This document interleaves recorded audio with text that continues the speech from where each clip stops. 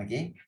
So, kita nak lihat 6.3. Kalau mana-mana pelajar yang baru masuk dan kata, cikgu, saya belum belajar bab ni, anggaplah ini sebagai satu pendedahan awal.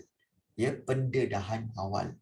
Okey. Jadi, bila kamu dapat pendedahan awal, itu lebih baik supaya kamu lebih mudah untuk faham topik ini. Ya. Alright. So, kita lihat menangani ancaman komunis. Baik. Ada sesiapa kat sini yang masih tak faham tak apa itu komunis? Ada tak sesiapa yang masih tak faham apa itu komunis? Anyone here? Semua faham Sebab komunis ini, topik ini telah kamu pelajari dalam bab yang ke-6 sejarah tingkatan 4 tahun lepas. Iaitu tentang ancaman komunis. Bab 6 tahun lepas. Okey, sejarah tingkatan 4. So, but still, ada lagi tak yang masih tak faham tentang komunis ni? Penjajah cikgu. Okey, baik. Komunis ni, kamu kena faham. Komunis ni sebenarnya dia satu ideologi. Okey, korang faham rentetan ya? Korang faham betul. Komunis ni sebenarnya adalah satu ideologi, iaitu satu idea pemikiran bahawa untuk membentuk satu masyarakat yang adil dan saksama, maka masyarakat itu tidak boleh ada level. Maknanya tak boleh ada yang kaya sangat, tak boleh ada yang miskin sangat. Tak boleh. Kita kena bentuk masyarakat yang sama je. Caranya macam mana? Iaitu perlu bentuk satu kerajaan yang mana semua perkara dalam negara itu akan dikawal oleh kerajaan. Akan dikawal oleh kerajaan. Itu idea komunis. So, segala harta seperti rumah ke, perniagaan ke, segala aset itu semua menjadi aset kerajaan. So, rakyat dia akan dikawal oleh kerajaan. Pakaian color apa? Macam contoh negara yang masih komunis iaitu seperti Korea Utara. Pakaian pun ditentukan oleh kerajaan, belajar pun ditentukan oleh kerajaan, kerja apa pun kerajaan yang tentukan. Jadi segala-galanya diatur oleh kerajaan. Jadi di sini ideologi itu bagus. Maknanya apa? Nak mewujudkan masyarakat yang sama rata, tak ada yang kaya sangat, tak ada yang miskin sangat. Jadi semua sama rata. Idea tu bagus. Cuma dua perkara yang memburukkan ideologi ini. Yang pertama, ideologi ini kalau nak di-apply, perlu di-apply kepada semua masyarakat. Semua masyarakat kena terima. Tak boleh yang menolak. Kalau menolak idea ini, maka orang itu akan menerima kekerasan, akan menerima hukuman. Maknanya ideologi ini diterapkan dengan paksaan. Jadi itu tak boleh. Itu yang tak dapat diterima. Sebab ideologi itu nak dimasukkan dengan cara paksaan. Suka atau tak suka, sila ambil. Itu satu. Maknanya tak ada kebebasan. Dan yang kedua, apabila tidak ada golongan kaya, tidak ada golongan miskin apa semua, so ini menyebabkan biasanya ideologi komunis ini akan mengharamkan agama. Mengharamkan agama sebab agama akan kita kata akan memberi level. Ada yang jadi contoh macam dalam Islam kan, ada jadi imam, ada jadi bilal, kemudian ada jadi makmum. So ada level-level tu. Dia tak nak macam tu. Dia nak kalau boleh semua orang sama rata. Jadi tak bolehlah macam tu. Sebab menolak agama itu memang tak boleh. So ideologi komunis ini, dua perkara inilah menyebabkan tanah Melayu tidak mahu menerima ideologi komunis ini. Dan ideologi komunis ini sebenarnya berasal daripada Rusia yang ditulis dalam buku Das Kapital oleh Karl Marx dan juga Friedrich Engels. So ideologi komunis ini telah ditulis dalam buku dan telah disebarkan ke seluruh dunia dan ada beberapa negara yang mengamalkannya seperti Korea Utara dan juga Cuba. So itu antara sedikit maklumat tentang komunis. Dan apabila komunis datang ke tanah Melayu, komunis ini cuba untuk menjadikan tanah Melayu dan Sabah Sarawak sebagai negara komunis. Tetapi okey, orang-orang tempatan tak suka. Namun pengganas komunis ini, okey, ideologi komunis ini telah membentuk persatuan dan mereka telah menubuhkan pasukan tentera mereka untuk melakukan pemberontakan secara bersenjata supaya nak take over negara kita dan memerintah negara kita di bawah komunis. Sebab itu dipanggil pengganas komunis. Sebab mereka akan melakukan keganasan untuk mencapai matlamat membentuk negara komunis di Tanah Melayu, di Malaysia dan juga di Sabah Sarawak. Okey, sekarang faham ideologi komunis tu? Faham? Okey, bagus Syafinas. Jadi, so itulah dia dipanggil komunis. Komunis sebenarnya berasal dari perkataan common, ya, common, iaitu biasa, maknanya common, normal, awam. So nak membentuk semua masyarakat yang awam. Dan mungkin kamu akan tanya, cikgu macam mana idea komunis ini boleh tercetus? Sebab orang-orang Europe, diorang tak suka dengan satu lagi ideologi, iaitu kapitalis. Mereka tak suka dengan kapitalisme. Kapitalis ni ialah semua orang dikehendaki untuk berebut-rebut kekayaan. Apa juga cara, okey, perlu dibuat untuk mendapat keuntungan sebanyak mungkin. Itu dipanggil kapitalis. Jadi, ada pemimpin-pemimpin yang tak suka dengan kapitalis ini sebab kapitalis ini akan menindas orang miskin. Yang kaya akan terus kaya, yang miskin akan terus miskin. Jadi, ada orang-orang yang pemikir ini kata apa? Tak baguslah kapitalis ni. Okay. Jadi sebab tu dibuat komunis. So itu sebenarnya sejarah dunia berkaitan macam mana wujudnya komunis dan mengapa wujudnya komunis, kerana ada kapitalis. So macam macam kita lah sekarang ni. Okay. Semua orang fikir, okay, kalau benda tu tak menghasilkan duit, jangan buat. Bermakna kita dah ke arah kapitalis. So itu sebenarnya sangat membimbangkan. Sebab tak bagus sebenarnya kalau asyik semuanya nak dipandang dari sudut untung dan rugi. Tak boleh lah macam tu. Alright. So, itulah dia komunis sedikit sebanyak. So, cikgu harap kamu semua faham.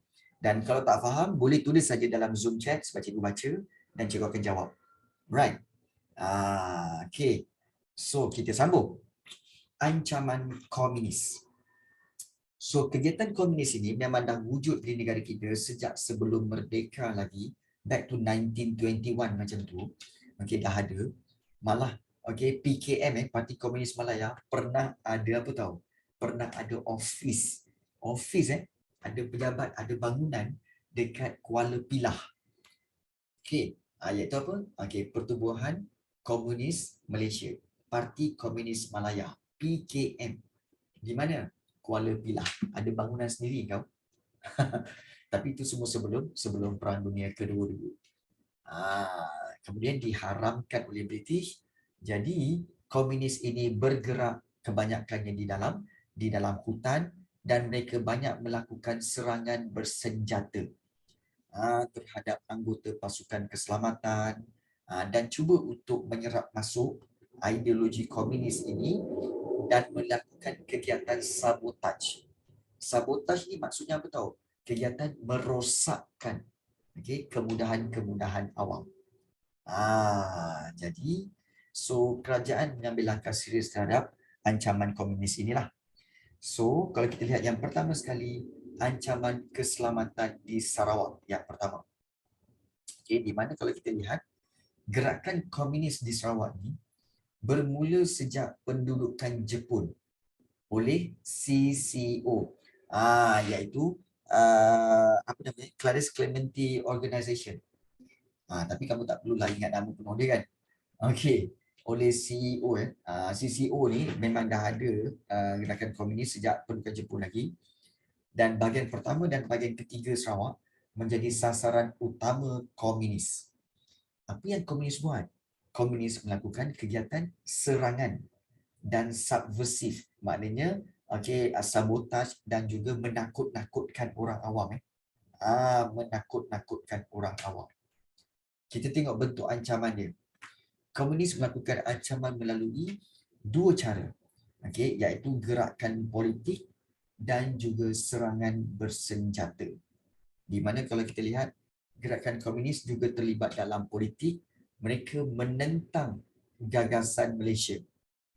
Dan pelibatan mereka menyebabkan kerajaan Sarawak telah memburu dan menangkap ahli yang terlibat.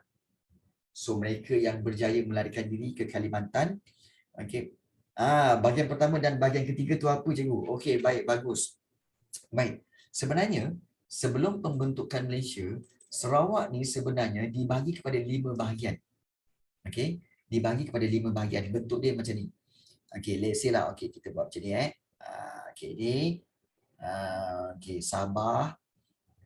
Kemudian ni Brunei. Kemudian kamu tahu kan, ni bentuk dia. Macam tu. Gitu. Gitu. Tak boleh buat cun-cun sangat. Nanti kan besok baru siap. So kita buat simple-simple je lah. Baik. So ini garis sempadan Sarawak dan juga Sabah. Contoh. Kelakar pula apa tu ni. Baik. Bahagian pertama adalah di sini. Ni bahagian pertama. Kemudian di sini bahagian yang kedua. Kemudian di sini bahagian ketiga. Kemudian di sini bahagian keempat. Dan di atas ni bahagian yang kelima. So Sarawak dulu dibahagikan kepada 5 bahagian. So ini bahagian pertama, ini bahagian kedua, ini bahagian ketiga, kemudian ini bahagian keempat, ini bahagian keempat, dan ini bahagian kelima. Nampak? Dan bahagian-bahagian ini memang telah dibahagikan sejak zaman dinasti Brooke sekali. Daripada zaman James Brooke lagi. So kawasan-kawasan ini memang telah dibahagikan bahagian pertama, kedua, ketiga, keempat, kelima, sejak zaman Brooke lagi. Untuk memudahkan pentadbiran. Jadi, apabila kita baca macam ancaman komunis berlaku di bahagian pertama dan bahagian ketiga Sarawak. Maknanya bahagian mana? Iaitu bahagian yang kita boleh katakan sebagai bahagian ini, bahagian pertama ni, dan juga bahagian yang ketiga ini. Bahagian pertama ni ada Kuching. Ada Kuching Sarawak, dan bahagian ketiga ni ada Sibu dan juga ada Miri. Kat sini. Sibu dan Bintulu kat sini. Ni bahagian ketiga. So dua bahagian inilah yang sebenarnya telah diserang oleh komunis. Boleh faham kan, Rina? Boleh faham so itulah dia bahagian pertama dan bahagian ketiga Sarawak. So mereka, so kita tahu bahawa gerakan komunis ini telah masuk dalam politik dan mereka telah melarikan diri ke Kalimantan lalu membentuk Parti Komunis Kalimantan Utara, PKKU.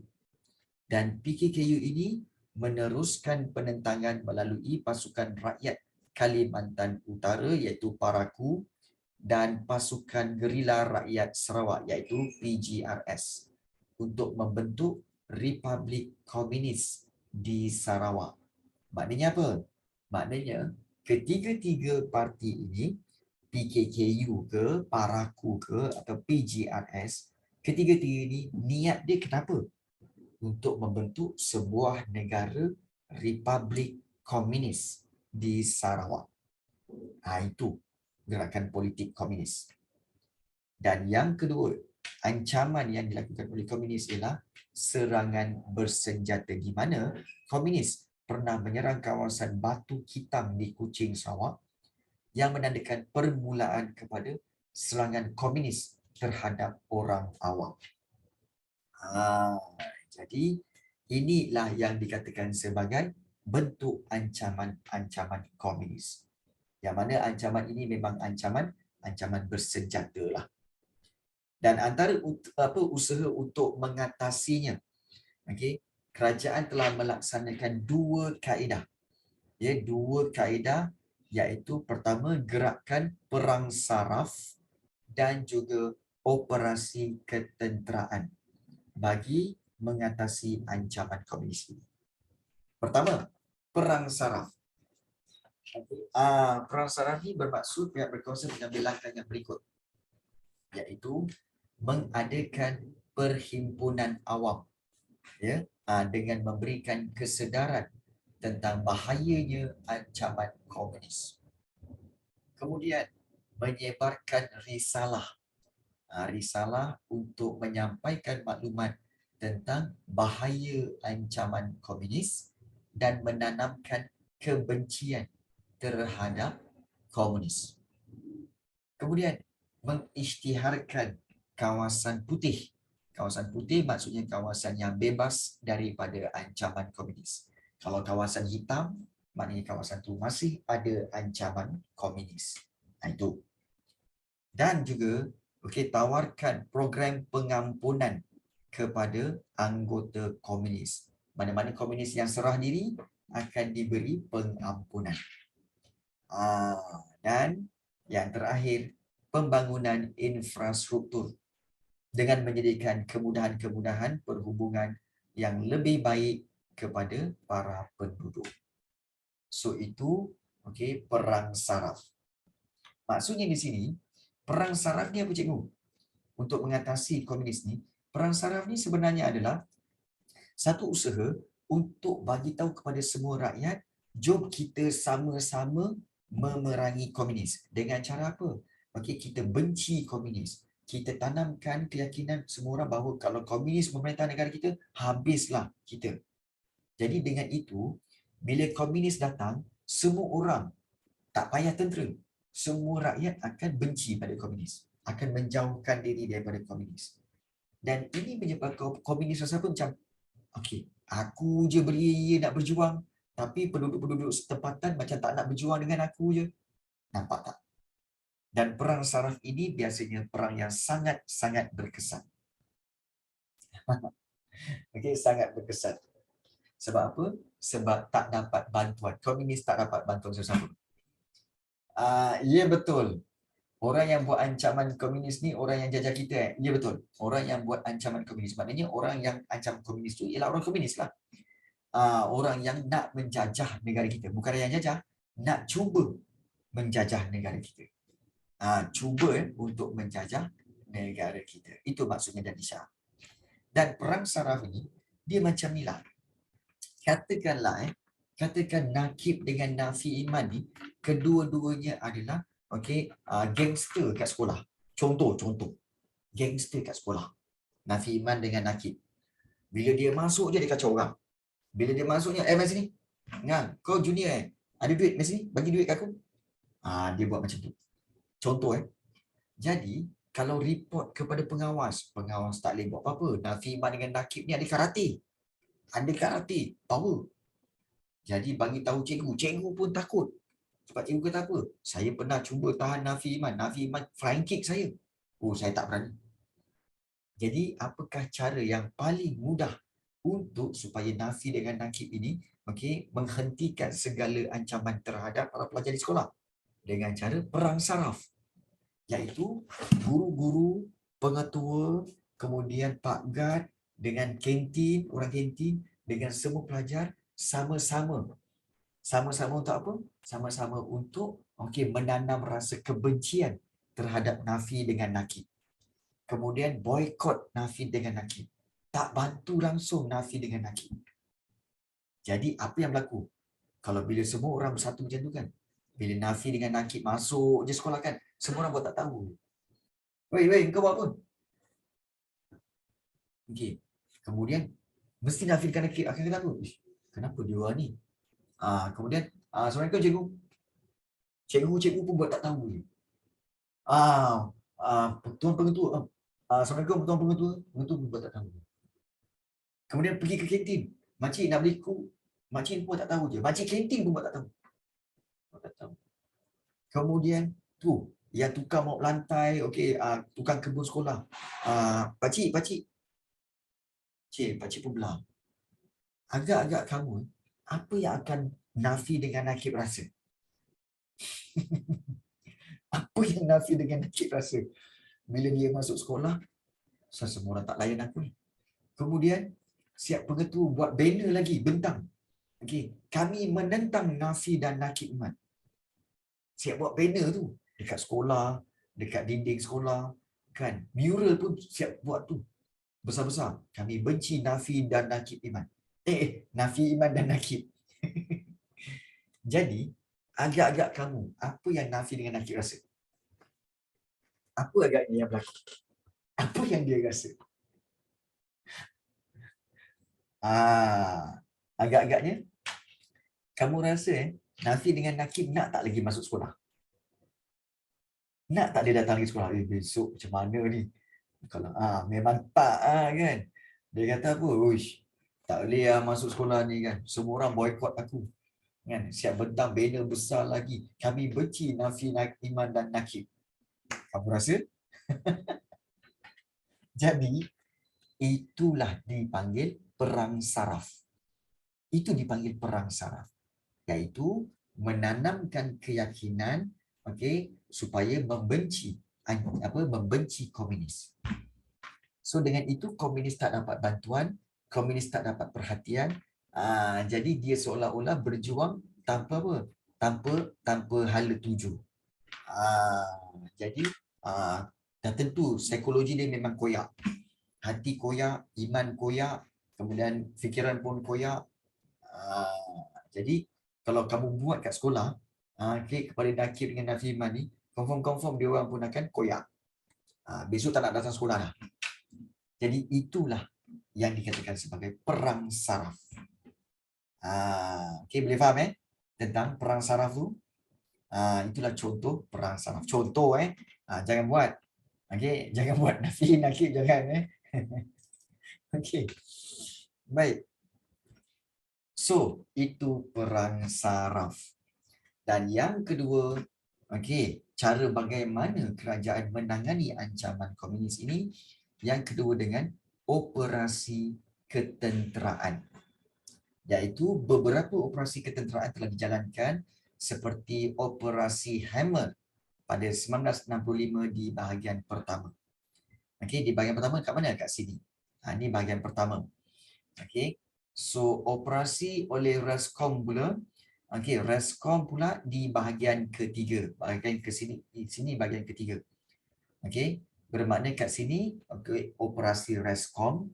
Kemudian yang bahagian pertama ni adalah operasi Hammer. Seterusnya, operasi Sri Aman dilancarkan di bahagian kedua. Ini operasi Sri Aman. Dan ketiga-tiga operasi ini bertujuan untuk melemahkan gerakan komunis di Sarawak. Sebagai contoh, operasi Hammer Sarawak ni, ancaman komunis di Sarawak membangkitkan semangat penentangan daripada penduduk-penduduk tempatan. Dan penentangan berlaku kerana komunis telah membunuh orang awam. Dan kerajaan telah menggunakan kaedah yang sama yang diguna pakai dalam rancangan BRICS yang dijalankan di Tanah Melayu untuk dilaksanakan di Sarawak. Dan rancangan berbentuk memenangi hati rakyat ini dinamakan sebagai Operasi Hammer. Iaitu Operasi Hammer ini kalau kita lihat bermula pada Julai 1965. Rancangan ini dilaksanakan dengan mendirikan pertempatan baru untuk seramai lebih kurang 7,500 orang. Dalam tempoh 3 hari, seramai 1,200 orang keluarga, 1,200 keluarga yang kebanyakannya berketurunan Hakka. Hakka ni sebenarnya salah satu keturunan dalam kaum Cina Hakka, Tionghoa tu. Diarahkan berpindah ke 3 kawasan pertempatan baru sepanjang Jalan Kuching, Serian, dan pertempatan ini dikawal sepanjang masa dan dikenakan perintah berkurung dalam tempoh 24 jam sehari bagi melindungi penduduk daripada ancaman komunis. So itu rancangannya. Betul-betul. Rancangan BRICS tu macam operasi Hammer ni. Dalam rancangan BRICS, kalau kamu belajar yang masa Form 4 dulu kan, rancangan BRICS iaitu apa? Memindahkan penduduk-penduduk yang ada di pinggir-pinggir hutan tu, pindahkan penduduk ke kampung baru. Sebab itu di Malaysia ni banyak nama kampung baru. Perasan tak? Kampung baru Kampung baru Kuala Lumpur, Kampung baru Ipoh, Kampung baru Serendah, Kampung baru Rawang, Kampung baru banyak kampung baru. Baik, macam mana boleh nama kampung baru tu? Kampung baru tu adalah rancangan BRICS di mana penduduk-penduduk yang tinggal di kawasan tepi-tepi hutan tu disuruh pindah masuk ke dalam kampung baru itu. Kenapa? Sebab di kampung baru itu akan dipagar. Kemudian ada pengawal yang jaga. Dan kenapa buat macam tu? Supaya mengelak daripada ancaman komunis. Selagi mereka tinggal di tepi-tepi hutan tu, komunis akan sentiasa akan datang, akan minta pada diorang, bagi aku beras, bagi aku makanan, bagi aku ubat-ubatan. So, penduduk-penduduk tu hidup dalam keadaan tidak aman, tidak tenteram kalau tinggal di pinggir-pinggir hutan. So, rancangan BRICS pindahkan dia semua dalam kampung baru dan dipagar supaya penduduk ataupun supaya komunis tidak lagi mengganggu mereka. So, sama macam operasi Hammer, iaitu pindahkan penduduk-penduduk ke penempatan baru di Jalan Kuching Serian tu, dan di situ dikawal ketat dan dikenakan perintah berkurung supaya dapat melindungi penduduk daripada ancaman komunis. So, itu operasi Hammer. Boleh faham? Aiman Hendrof boleh faham? Adam, Nazmi, Alisa. Hari ni cikgu tengok ramai yang diam. Ramai yang cikgu tengok ramai diam macam ni. Korang ni ada tak ada ni? Kaila, Nazira, Hakka tu apa? Hakka ni salah satu keturunan Cina. Okey, orang-orang Cina daripada mainland, daripada tanah Cina besar, dia banyak keturunan. Ada Hakka, ada Tionghoa, kemudian ada apa lagi? Banyak sebenarnya. Banyak. Dan bahasa-bahasa mereka pun berbeza sikit-sikit. Ada Mandarin, ada Cantonese, kemudian ada bahasa Cina apa lagi ya? Banyak. Mungkin kita ambil pelajar Cina, mungkin pelajar mungkin seperti Waiting mungkin boleh beri penjelasan sikit Waiting, atau mungkin Kashin mungkin boleh explain sikit tentang Hakka, tentang perbezaan-perbezaan kaum-kaum Cina ni. Mungkin ada boleh bantu Kashin, Waiting, atau mungkin juga siapa lagi? Take Care Me. Mungkin boleh bantu cikgu? Boleh explain sikit perbezaan dia? Boleh? Anyone here? Macam sama jugalah. Okey. Saya orang asli cikgu. Oh ya ke? I see. Okey, Take Care Me kata saya orang asli. Okey, baik. Macam sama je lah. Oh, macam sama juga lah. Ya, sama. Tapi dia macam ada sikit beza-beza lah. Sikit beza-beza. Contoh macam orang Melayu. Okey. Kamu tengok orang Melayu Orang Melayu ada orang Jawa, ada orang Banjar, okey, ada orang Bugis, ada orang keturunan Megat, ada orang keturunan Sharifah, ada orang keturunan, kan itu semua Melayu. Tapi dia ada perbezaan sikit-sikit daripada keturunan. Nampak tak? Jadi macam itulah juga Hakka, Tionghoa. So dia ada perbezaan-perbezaan dia. Macam tu je. Okey, boleh faham? Boleh faham Adam?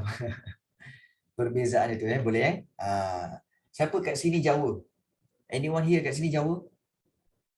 Tak ada Tak ada Jawa Oh, Khairina Jawa. Ailah, Jawa ada juga kan. Okey. Isi ngomong Jawa. Isi ngomong Jawa. Kan? Isi ngomong Jawa. Sitik-sitik wae. Cik. Tak. Orak lah. Okey. Semua macam pening. Apa cikgu cakap ni? Okey. Nenek je boleh. Okey, baik. Okey, baik, tak apa. So, itulah dia operasi Hammer yang dikenakan kepada kebanyakannya keturunan Hakka, okey, yang berpindah dan dikenakan perintah berkurung. Baik, operasi Hammer ini sebenarnya menyebabkan gerakan komunis. Okey, gerakan komunis di Sarawak mulai goyah. Maknanya dah mula rasa macam tak best, macam tak boleh pergi. So langkah pembanterasan yang berterusan menyebabkan komunis telah ditangkap dan akhirnya operasi Hammer tamat pada 1970. Dan operasi Jala Raja pula dilancarkan di Nonok, iaitu di Asajaya di bahagian pertama pada awal tahun 1970. Maknanya operasi Hammer telah digantikan dengan operasi Jala Raja, okey, pada awal tahun 1970. Baik. Dan kemudian pada 13 Oktober 1973, Bong Ki-chok, iaitu pemimpin komunis, telah menulis surat kepada Datuk Patinggi Abang Abdul Rahman Yaakob, Ketua Menteri Sarawak, bagi menyatakan hasrat untuk berunding. Selepas beberapa hari, seramai lebih kurang 500 anggota komunis keluar dari hutan dan menyerah diri. Baik. So ada yang tanya, kenapa tak tangkap je diorang je awal-awal lagi? Masalahnya diorang ni bersembunyi dalam hutan.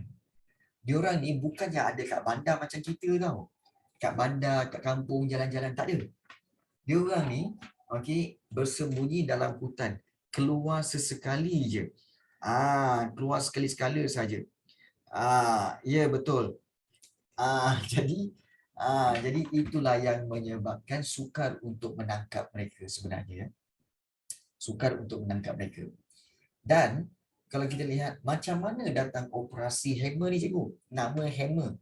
Okey, ini sedikit informasi. Menurut Vernon L. Porritt, nama operasi Hammer ni diambil bersempena dengan ucapan Ketua Polis Malaysia, Sir Claude Alhamdulillah. Excuse me. Sir Claude Fenner. Dia kata, "We'll hammer them. Let the operation be called Operation Hammer." Nampak tak? We'll hammer them. Let the operation be called Operation Hammer. So itulah dia sebut datang daripada Operation Hammer. So antara usaha penting menghalang komunis termasuklah rancangan penempatan Goodsir yang dijalankan pada Jun 1965, dan nama operasi ini diambil bersempena dengan nama David Goodsir, iaitu pemangku Komisioner Polis Sarawak.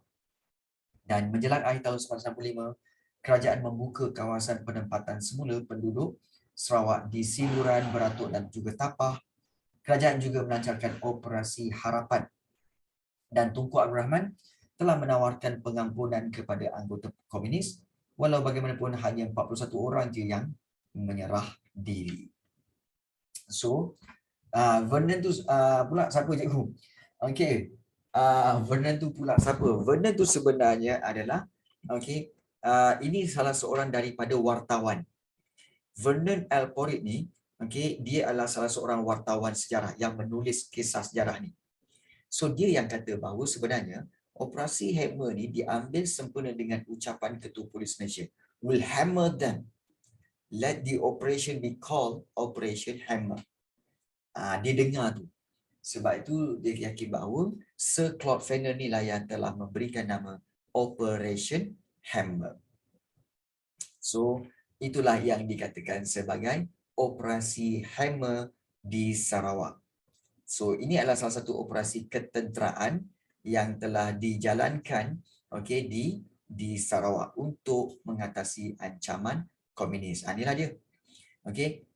Operasi Hammer dilancarkan. 3 kampung baru dibuka di bahagian pertama. Kemudian operasi besar-besaran rampasan senjata di bahagian ketiga. Operasi Jala Raja di Nonok, Asajaya, bahagian pertama. Operasi Ngayau dilancarkan di bahagian ketiga. Kemudian 1972, Rascom dibentuk di bahagian ketiga. Operasi Sri Aman dilancarkan dan pada 1974, Operasi Sri Aman ditamatkan sebab anggota komunis menyerah diri, dan pada akhirnya perjanjian damai menamatkan ancaman komunis yang diadakan di antara pihak komunis dengan kerajaan Sarawak. So, kalau kita lihat di sini, bermakna di sini langkah membanteras komunis ini melalui usaha memenangi hati rakyat. Langkah membanteras komunis melalui usaha memenangi hati rakyat menyebabkan komunis tidak mendapat sokongan penduduk.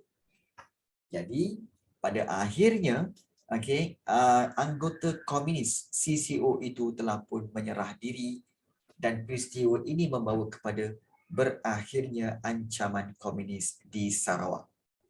Dan selepas itu kerajaan Malaysia telah pun membatalkan sekatan keselamatan di kawasan operasi Hema. So semua operasi telah pun ditamatkan selepas selepas 1990 tu.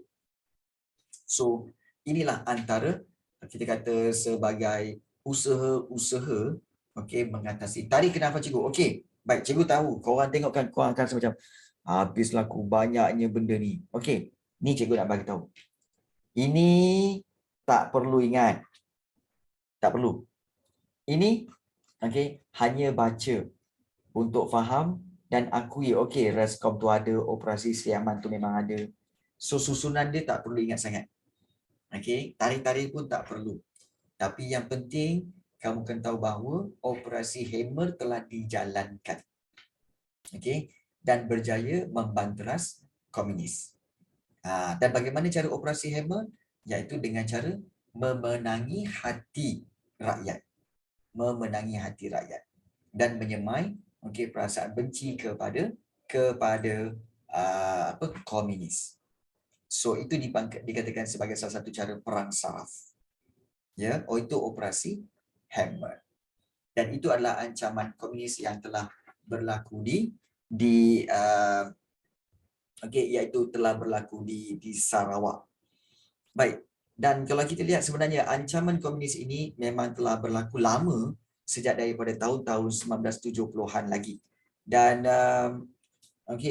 cikgu suka untuk nak tunjukkan berkaitan dengan ancaman komunis, ancaman komunis di negara kita.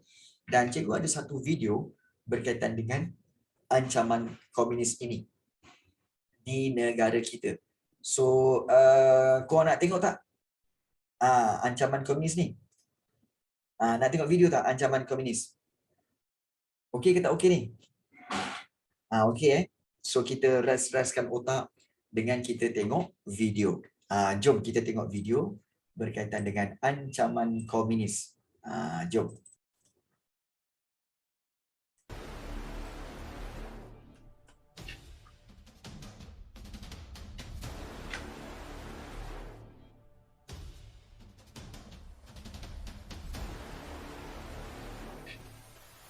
Bab 6. Ancaman komunis dan perisytiharan darurat. 6.2. Ancaman komunis di negara kita. Gerakan komunis antarabangsa. Gerakan komunis antarabangsa telah menganjurkan 2 persidangan di Kalkuta, India, iaitu Persidangan Kongres Belia Asia dan Persidangan Parti Komunis India. Dalam persidangan tersebut, pengikut komunis di kawasan yang dijajah digesa supaya memperhebat perjuangan menentang kuasa imperialis di setiap negara Asia.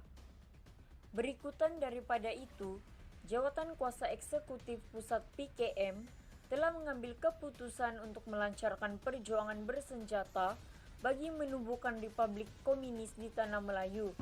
Tindakan komunis melancarkan perjuangan bersenjata menyebabkan British mengisytiharkan darurat.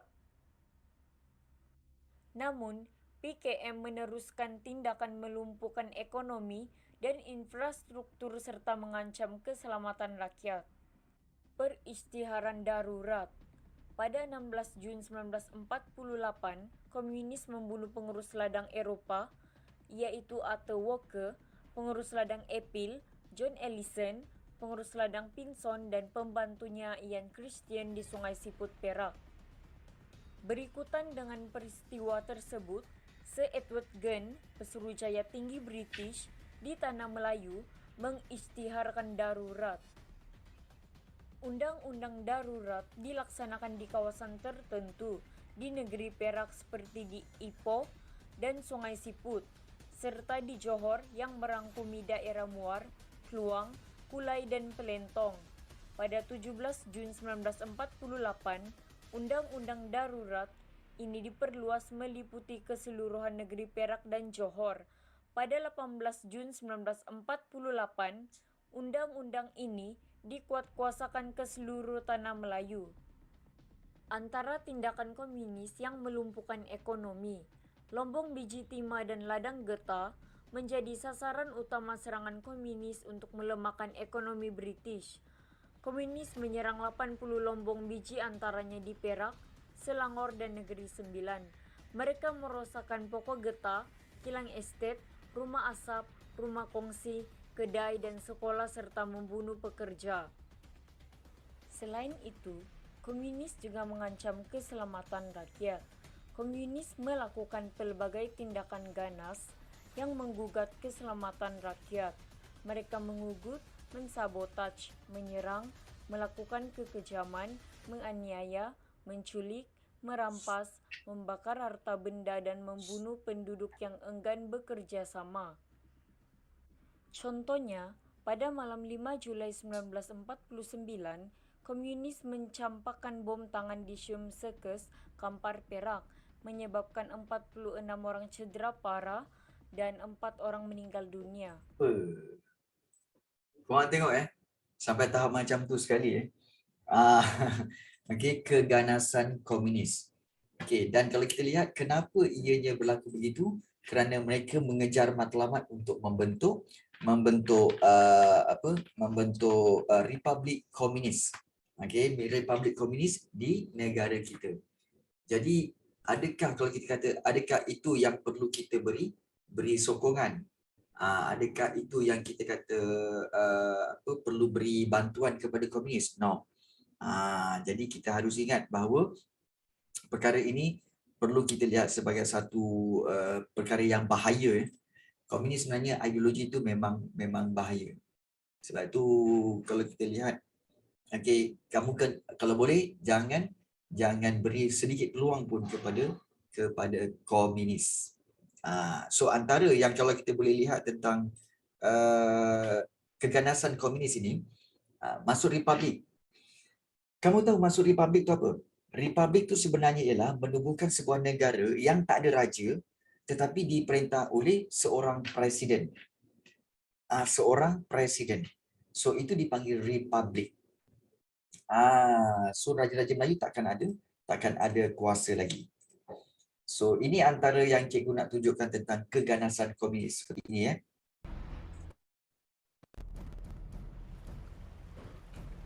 Kau nak ke mana? Gopeng suka lah. Apa lo mau? Apa pun boleh lah. Memanjau. Baca!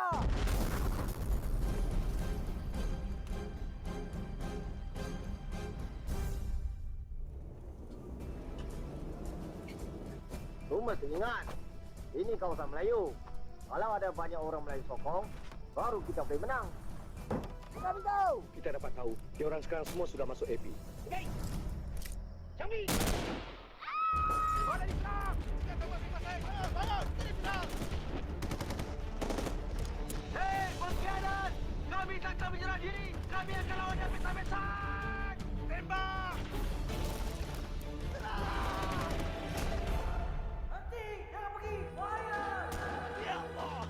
Madadi Jahadi, aku nak untuk bela. Kami orang-orang polis tidak akan menyerah diri. Biar kami mati di sini. Bukit Kepong menjadi tanah kubur kami.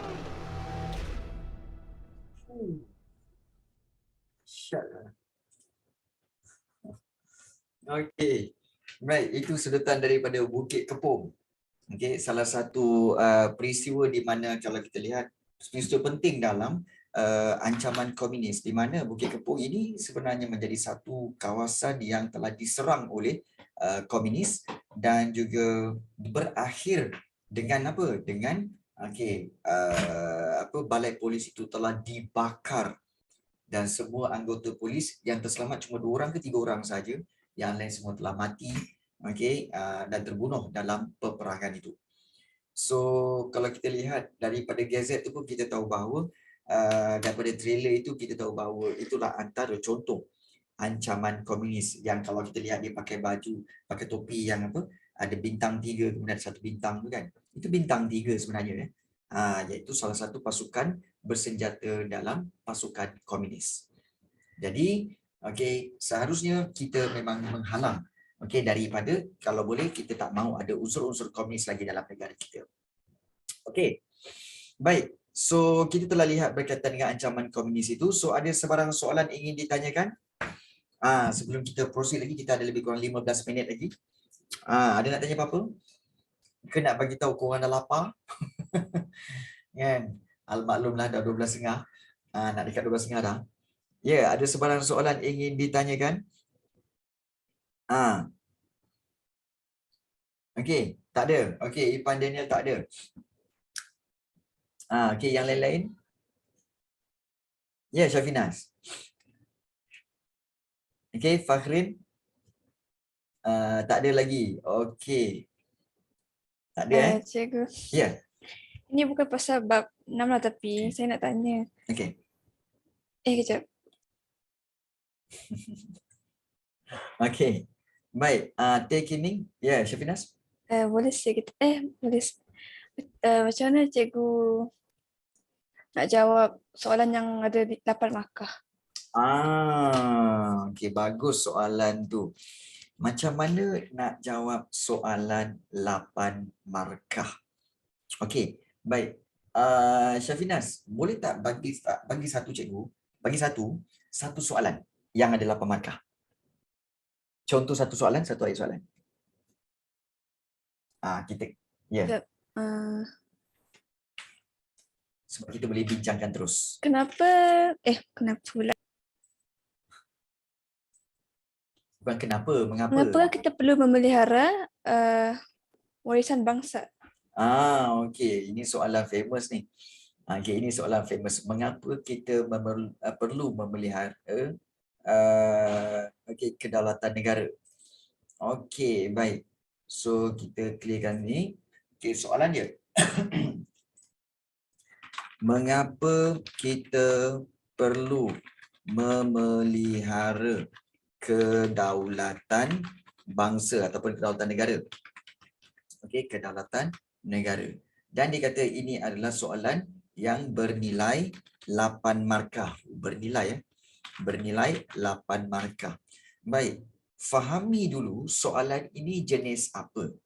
So, soalan ini, mengapa kita perlu memelihara kedaulatan negara? Ini adalah soalan jenis kebat. Betul? Dia soalan kebat ini adalah soalan yang kita boleh ambil daripada dalam buku teks pun boleh, di luar buku teks pun boleh. Okey. Baik, bagaimana cara untuk mendapatkan 8 markah? Biasanya cikgu syorkan kepada para pelajar untuk 8 markah ini, biasanya kamu diajar di sekolah, setiap jawapan mesti ada fakta. Okey, fakta, huraian, kemudian contoh dan juga ada kesimpulan ataupun inference. Okey, ada inference. So, 4 ni. Tetapi cara ini bagi cikgu dia kurang efektif kerana bukan semua pelajar boleh ingat contoh dan inference. So, cara yang paling mudah ialah kita boleh ambil fakta dan huraian saja. Tetapi berapa banyak fakta dan berapa banyak huraian yang kita perlu berikan? Iaitu sebaik-baiknya kita berikan 4 fakta dan juga 4 huraian supaya dapat 8 markah.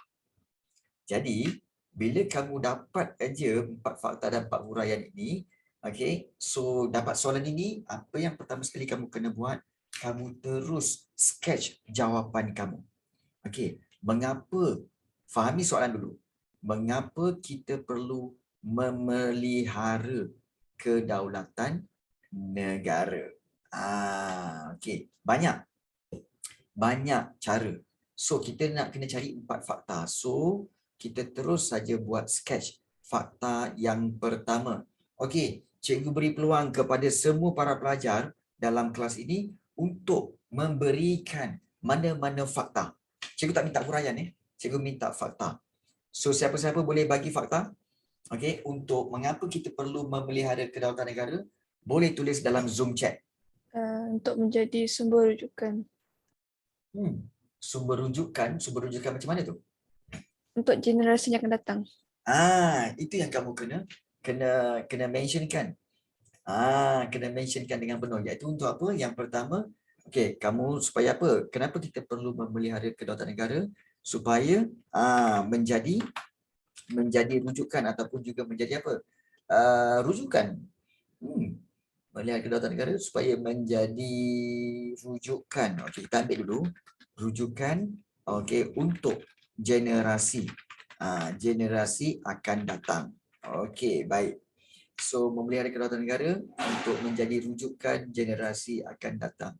Reference menjadi rujukan memelihara kedaulatan negara supaya menjadi rujukan.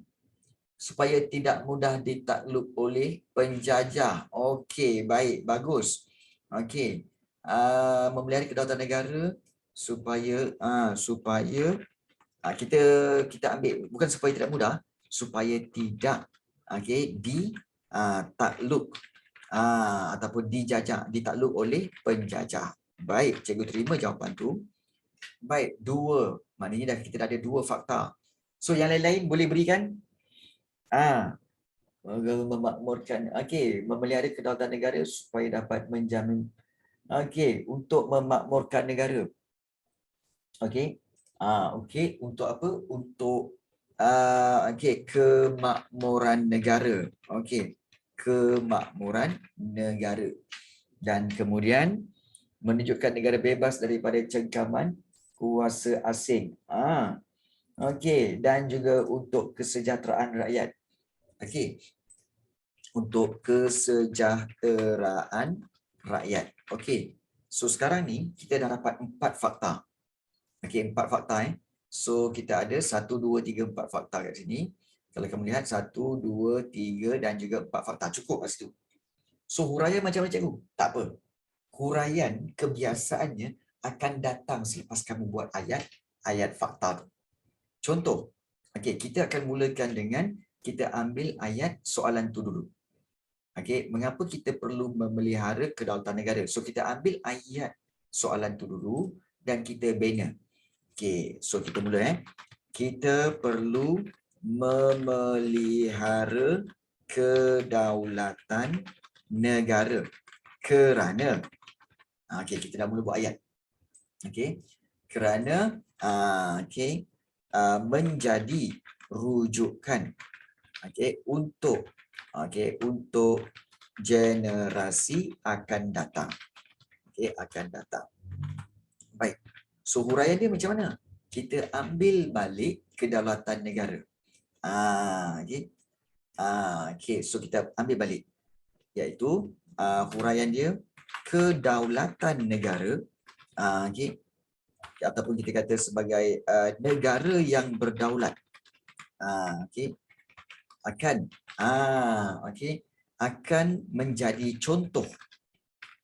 menjadi contoh kepada generasi akan datang bagi apa? Akan menjadi contoh kepada generasi akan datang bagi dalam bentuk negara yang berdaulat akan menjadi contoh kepada generasi akan datang sebagai rujukan dalam mengurus pemerintahan negara dan mentadbir kerajaan. Mentadbir kerajaan. So sebenarnya negara yang berdaulat, apa yang cikgu maksudkan di sini ialah negara yang berdaulat akan menjadi contoh kepada generasi akan datang sebagai rujukan dalam mengurus pemerintahan negara dan mentadbir kerajaan. Itu. So dia sebenarnya huraian itu akan datang selepas kita buat fakta. Okey. Baik. Kemudian kita sambung kepada poin yang kedua. Poin yang kedua, kita akan mulakan dengan penanda wacana. Selain itu, kita ambil balik ayat soalan tu. Kita perlu memelihara kedaulatan negara supaya tidak ditakluk ditakluk oleh penjajah. Yes. Okey, oleh penjajah. Okey, macam tu. Kita perlu memelihara kedaulatan negara supaya tidak ditakluk oleh penjajah. Maka kita kata apa? Okey, kedaulatan, okey, negara yang berjaya mengekalkan ataupun memelihara kedaulatan kedaulatan akan mampu menangkis kita just elaborate je. Negara yang berjaya memelihara kedaulatan akan mampu menangkis unsur luar daripada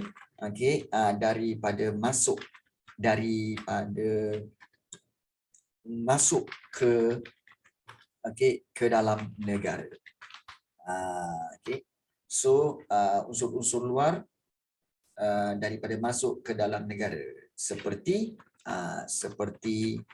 ideologi, kita bagi contohlah, ideologi komunis, sosialis dan sebagainya. Okey. Baik. So itu fakta yang kedua. Nampak tak? Kita ada ayat fakta dan kita boleh bina ayat huraian. Seterusnya, kita ambil untuk fakta yang ketiga. Seterusnya, ingat penada wacana kena ada. Seterusnya, kita juga perlu memelihara kedaulatan negara supaya dapat mengekalkan kemakmuran negara. Baik. Apa itu makmur? Kamu kena jelas betul-betul apa itu makmur. Makmur ni korang dengar betul-betul sebab selalunya bila cikgu tanya, baik betul Danisha. Sebab ramai yang akan cakap, oh makmur tu ialah aman cikgu, makmur tu ialah damai cikgu. Salah. Ingat, makmur itu kaya. Kemakmuran maknanya kekayaan, kemewahan. So, bila kita dapat mengekalkan kemakmuran, maknanya dapat mengekalkan kekayaan. Maknanya berkaitan dengan kegiatan ekonomi. So, kita boleh tulis tentang kegiatan ekonomi. Kita juga perlu memelihara kedaulatan negara supaya dapat mengekalkan kemakmuran negara. So, negara yang berdaulat akan hidup aman dan damai serta mampu menjalankan pelbagai kegiatan ekonomi. Nampak tak? Kegiatan ekonomi untuk kehidupan rakyat. Nampak tak? So itu sebenarnya. Bila kita faham kemakmuran, kita tahu apa yang kita nak cerita.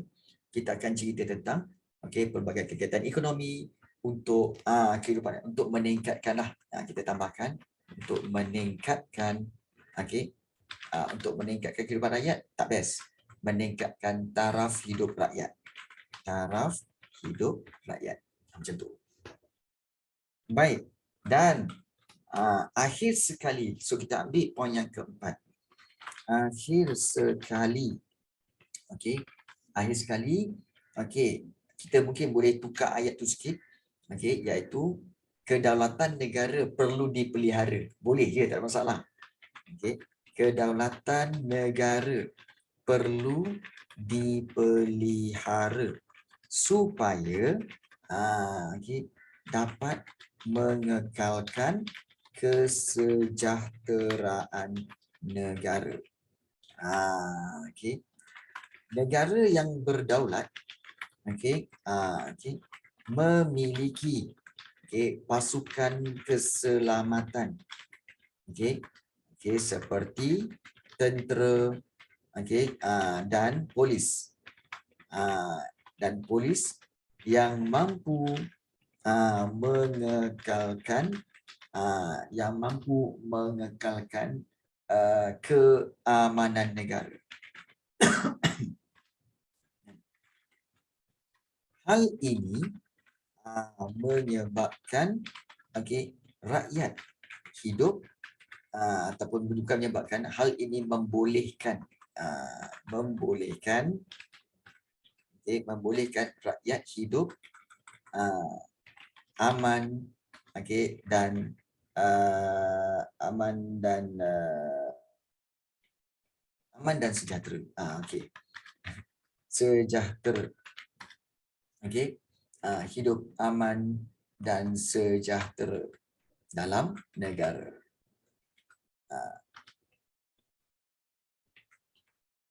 Di bawah atas, di bawah perlindungan anggota keselamatan. Okey, so ini adalah kita kata bagaimana untuk membina ayat, untuk membina jawapan untuk 8 markah. So, bila 8 markah, mungkin kamu akan tanya, perasan tak cikgu menggunakan teknik fakta, huraian, fakta, huraian, fakta, huraian. So, fakta ada 4, huraian ada 4. So, untuk mendapat 8 markah, bagaimana ianya akan ditanda? Kita perlu memelihara kedaulatan negara kerana menjadi rujukan untuk generasi akan datang. 1. Akan menjadi contoh kepada generasi akan datang sebagai rujukan dalam mengurus pemerintahan negara dan mentadbir kerajaan. 2. Selain itu, kita perlu memelihara kedaulatan negara supaya tidak ditakluk oleh penjajah. 3. Maka ketiga, negara yang berjaya memelihara kedaulatan akan mampu menangkis unsur-unsur luar daripada masuk. So itu yang keempat. Kita juga perlu memelihara kedaulatan negara supaya dapat mengekalkan kemakmuran negara. 5. Negara yang berdaulat akan hidup aman dan dapat damai serta mampu menjalankan pelbagai kegiatan ekonomi untuk meningkatkan taraf hidup rakyat. 6. Akhir sekali, kedaulatan negara perlu dipelihara supaya dapat mengekalkan kesejahteraan negara. 7. Memiliki kepasukan keselamatan seperti tentera dan polis yang mampu mengekalkan keamanan negara. 8. So total 8 markah. Macam mana? So ini 8 markah.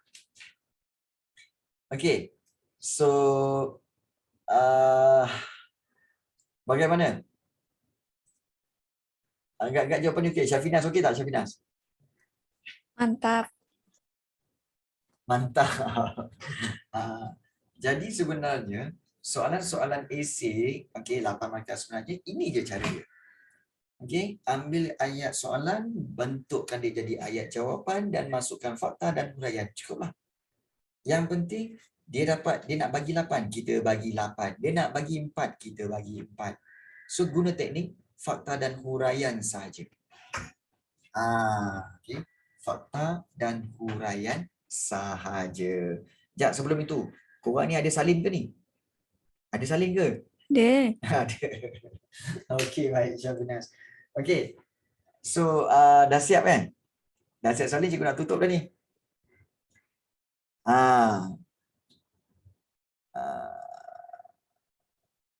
Okey. Belum? Oh, belum. Boleh. Sila. Okey, dah. Okey, baik, bagus. So, kalau kamu ada kawan-kawan atau diri kamu sendiri yang ada masalah berkaitan dengan macam mana nak jawab soalan esei struktur, jangan malu, jangan segan, tanya je. Dan kelas-kelas ini, kelas-kelas cikgu ni, bila-bila masa akan buat perbincangan tentang soalan-soalan esei dan struktur dan sebagainya. So, ini untuk memberikan kamu skill bagaimana nak menjawab soalan struktur dan esei. So, itu kalau tak join rugi sebenarnya. So, itulah cerita. Okey, ada soalan lain sebelum kita menamatkan kelas kita pada hari ini? Okey, ada soalan lain? Kita pun dah 12.30 dah ni. Masing-masing muka pun dah lapar. Muka dah lapar tengok muka pun tahu. Muka macam nak makan. Setuju. Nak makan 12.30 nak makan. Okey. Baik, so cikgu savekan dulu. Okey. Baik. So cikgu rasa itu sahaja pada hari ini. Alhamdulillah kita